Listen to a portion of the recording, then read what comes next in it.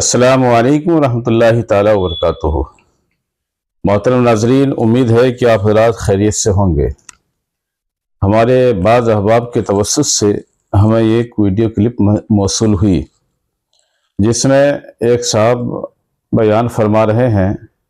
اور ان کے قریب کوئی بزرگ مسند نشین ہیں۔ آئیے پہلے ان کا بیان ہم اور آپ سنتے ہیں۔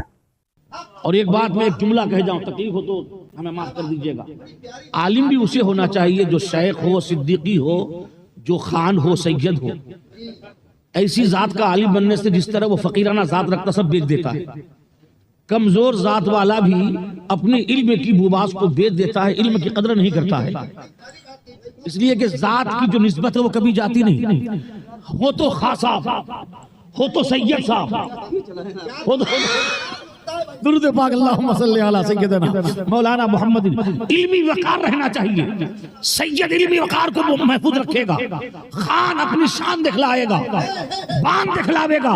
مرنے کو مر جاوے گا، بڑا امیر جھکے گا نہیں، امیرانہ شان باقی رہے گا۔ شیخ صدیقی کا، شیخ عبدالقادر کا جلوے بکھیرے گا۔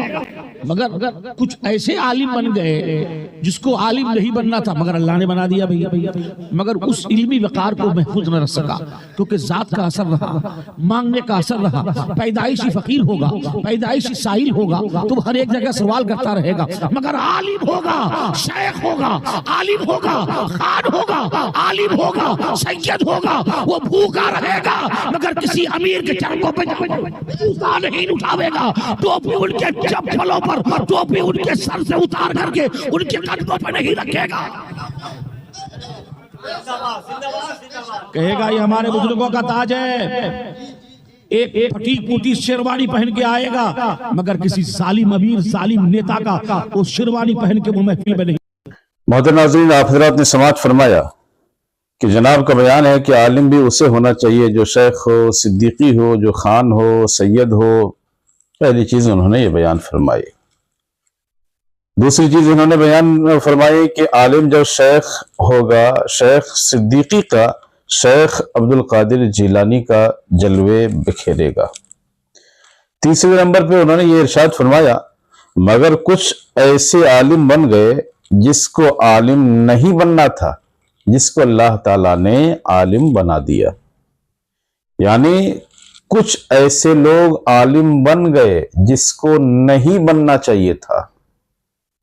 مگر اللہ عز و جل نے اسے عالم بنا دیا۔ آپ حضرات سن رہے ہیں کہ کس قدر شنی کلمہ ہے، کس قدر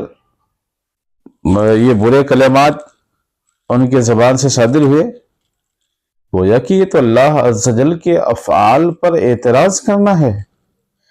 کہ ایسے لوگ عالم بن گئے جس کو عالم نہیں بننا تھا مگر اللہ نے اسے عالم بنا دیا، انہیں بننا نہیں چاہیے تھا۔ ان کی سوچ ہے، لیکن اللہ عز و جل نے اپنی قدرت سے، اپنی حکمت سے اسے عالم بنا دیا۔ کافی سخت کلمات ہیں، اور ساتھ ہی ساتھ جناب کا یہ بیان قرآن حکیم، احادیث نبویہ، اسلاف کرام کے اقوال کے مخالف ہے۔ آپ حضرات دیکھیں شعب الایمان جلد نمبر 7 صفحہ نمبر 132، فص ومما یجب حفظ اللسان منہ الفخر بالآباء۔ اس کے تحت حضرت جابر بن عبداللہ رضی اللہ تعالی عنہ سے ایک روایت آئی ہے کہ اللہ کے نبی صلی اللہ تعالی علیہ وسلم نے ارشاد فرمایا، یا ایھا الناس ان ربکم واحد وان اباکم واحد، الا لا فضل لعربی علی عجمی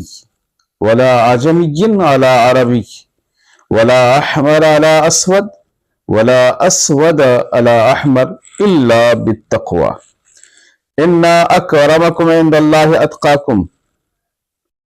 اس حدیث شریف کا ترجمہ یہ ہے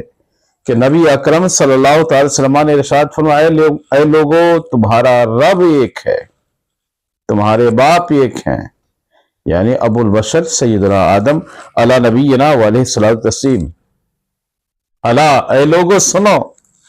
کسی عربی کو کسی اعجمی پر فضیلت حاصل نہیں، اور کسی اعجمی کو کسی عربی پر فضیلت حاصل نہیں، کسی گورے کو کسی کالے پر فضیلت حاصل نہیں، اور کسی کالے کو کسی گورے پر فضیلت حاصل نہیں، الا بالتقوی، مگر تقوی اور پرہیزگاری کی وجہ سے تم میں اللہ عز و جل کے نزدیک سب سے زیادہ مکرم، سب سے زیادہ اونچے رتبے والا، سب سے زیادہ عزت و شرافت والا وہ ہے جو اللہ عز و جل سے سب سے زیادہ ڈرتا ہو، جو سب سے زیادہ متقی ہو، جو سب سے زیادہ پرہیزگار ہو۔ دوسری روایت میں یہ بھی آیا کہ اللہ کے نبی صلی اللہ علیہ وسلم نے ان کلمات کے ارشاد فرمانے کے بعد یہ بھی ارشاد فرمایا کہ الناس بنو آدم و آدم من تراب، سب لوگ حضرت آدم کی اولاد ہیں اور حضرت آدم مٹی سے پیدا کیے گئے۔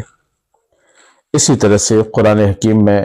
رب کریم نے ارشاد فرمایا، پارہ نمبر 26 سورہ حجرات سورہ نمبر 49 آیت نمبر 13 میں رب کریم کا ارشاد ہے، یا ایھا الناس، اے لوگو، انا خلقناکم من ذکر و انثی، بے شک ہم نے تمہیں ایک مرد اور عورت سے پیدا فرمایا، وجعلناکم شعوبا و قبائل، اور ہم نے تمہیں مختلف شعبوں اور قبیلوں میں بنایا، لتعارفوا، تاکہ آپس میں تمہاری معرفت ہو، پہچان ہو، ان اکرمکم عند اللہ اتقاکم، تم میں اللہ کے نزدیک سب سے زیادہ عزت و رتبے والا وہ شخص ہے جو اللہ عز و جل سے سب سے زیادہ خشیت رکھتا ہو۔ ان اللہ علیم خبیر، بے شک اللہ جانتا ہے اور اللہ عز و جل خبردار ہے۔ آپ حضرات نے سماعت فرمایا، قرآن حکیم ہو یا احادیث نبویہ ہو،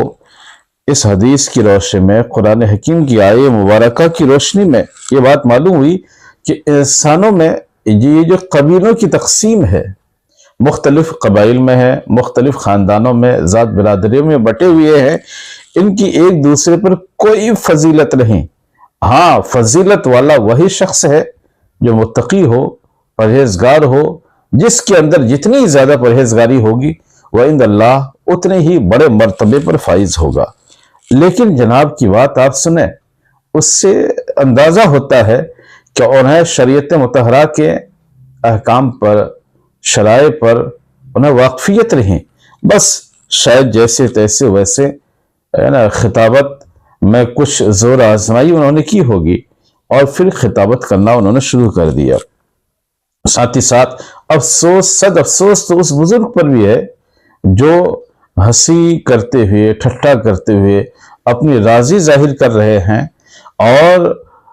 اس خطیب کے بیان پر مکمل شریک بھی ہیں، راضی بھی ہیں۔ اسی خطیب اور جناب دونوں کا حکم ایک ہی ہوگا۔ ساتھ ہی ساتھ یہ کہنا کہ علم حاصل کرنا صرف ان کا حق ہے، یہ تو حدیث نبی صلی اللہ تعالی علیہ وسلم کی بھی خلاف ہے کہ اللہ کے نبی صلی اللہ علیہ وسلم نے ارشاد فرمایا، طلب العلم فریضہ علی کل مسلم و مسلمہ، کہ علم دین حاصل کرنا ہر مسلمان مرد و عورت پر فرض ہے۔ لیکن جناب فرمانا کہ نہیں، علم یہ لوگ حاصل نہ کریں، عالم کون ہو، شیخ ہو، صدیقی ہو، خان ہو، سید ہو، ان کے علاوہ کوئی اور عالم نہیں ہونا چاہیے۔ اگر یہ عالم ہوں گے تو قوم کی خدمت نہیں کریں گے، اپنی خدمت کروائیں گے، دوسروں کے سامنے اپنے ہاتھ پھیلائیں گے، حالانکہ واقعات اس کے برخلاف ہیں، شواہد اس کے خلاف ہیں۔ آپ حضرات ہندوستان کی تاریخی میں دیکھ لیں، چاہے حضرت صدر الشریعہ جو مصنف بہار شریعت علیہ رحمہ ہیں، یا پھر علامہ محدث کبیر ضیاء المصطفیٰ ہیں، یا حافظ ملت والدین جو جامعہ اشرفیہ کے بانی ہیں وہ ہوں، یا کوئی اور، آج درجنوں نہیں بلکہ سینکڑوں جلیل القدر علماء کرام ایسے ہیں جن کا تعلق ان چار خاندانوں سے نہیں ہے، یعنی جو شیخ بھی نہیں ہے، صدیقی بھی نہیں ہے، خان بھی نہیں ہے، سید بھی نہیں ہے، لیکن انہوں نے اسلام اور مسلمانوں کی خدمات کی ہیں، وہ بڑے عالم ہوئے، اور ان کی شاگردوں کی تعداد یہ سینکڑوں میں نہیں بلکہ ہزاروں بلکہ لاکھوں میں ان کے شاگردوں کی تعداد پائی جاتی ہے۔ رب کریم کی بارگاہ میں دعا ہے کہ پروردگار عالم ہمارے اسٹیج کو، دینی محافل کو اس طرح کے جاہلوں سے محفوظ فرمائے۔ وآخر دعوانا الحمدللہ رب العالمین۔ السلام علیکم ورحمۃ اللہ تعالیٰ وبرکاتہ۔